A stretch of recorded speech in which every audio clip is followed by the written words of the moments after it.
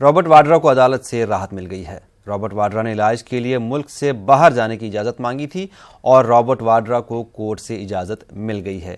ED ने बाहर जाने की इस इजाज़त की मुखालफत की थी, लेकिन राउज एवेन्यू कोर्ट ने बाहर जाने की इजाज़त दे दी है। अदालत ने यह शर्त लगाई है कि रॉबर्ट वाड्रा को 25 लाख की बैंक गारंटी जमा करनी होगी और जहां पर वो क़याम करेंगे उसका पता अदालत को देना होगा। कांग्रेस की महासचिव प्रियंका गांधी के पति रॉबर्ट वाड्रा को दिल्ली की राउज एवेन्यू कोर्ट से बड़ी राहत मिली है। दिल्ली की राउज एवेन्यू कोर्ट ने प्रियंका गांधी के पति रॉबर्ट वाड्रा को 6 हफ्ते के लिए विदेश जाने की अनुमति दे दी है। दरअसल रॉबर्ट वाड्रा ने हेल्थ ग्राउंड पर राउज एवेन्यू कोर्ट से विदेश जाने की अनुमति मांगी थी। उन्होंने कहा था कि उनकी बड़ी आंत में ट्यूमर है, लिहाजा वो उसका इलाज करवाने के लिए लंदन, नीदरलैंड और यूएई जाना चाहते हैं। हालांकि ईडी ने लंदन जाने पर विरोध किया। ईडी का कहना था कि रॉबर्ट वाड्रा के खिलाफ जो मामला जांच में चल रहा है वो लंदन से संबंधित एक प्रॉपर्टी से जुड़ा हुआ है, लिहाजा लंदन न जाने दिया जाए। अगर लंदन रॉबर्ट वाड्रा जाते हैं तो गवाहों को प्रभावित कर सकते हैं। फिलहाल राउज एवेन्यू कोर्ट ने रॉबर्ट वाड्रा को लंदन जाने पर रोक लगा दिया है, लेकिन वो नीदरलैंड, यूएई और सऊदी अरब जा सकते हैं।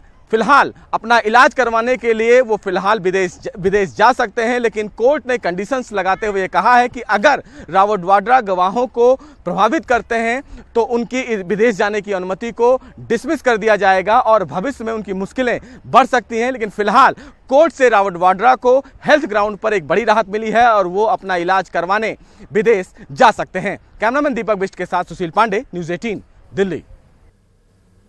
आज क्रिकेट आलमी कप 2019 का छठा मुकाबला होगा। यह मुकाबला नॉटिंघम के ट्रेंट ब्रिज में होगा, जहां पाकिस्तान के सामने मेज़बान इंग्लैंड की टीम होगी।